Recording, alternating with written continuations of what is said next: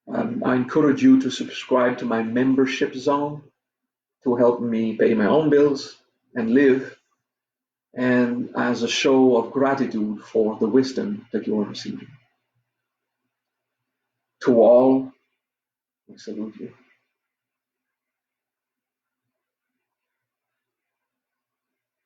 It was fun.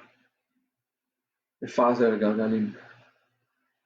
Be with yourself, be autonomous.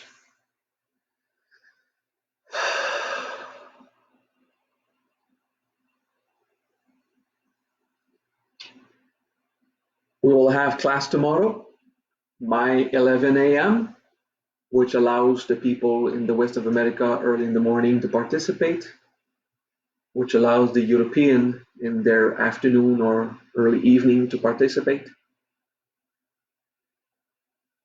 And it seems to be good for everyone. Enjoy the wisdom. Tomorrow, the last perfected element of air will be fun. We'll observe more combats in ourselves, but also forgive and be at peace.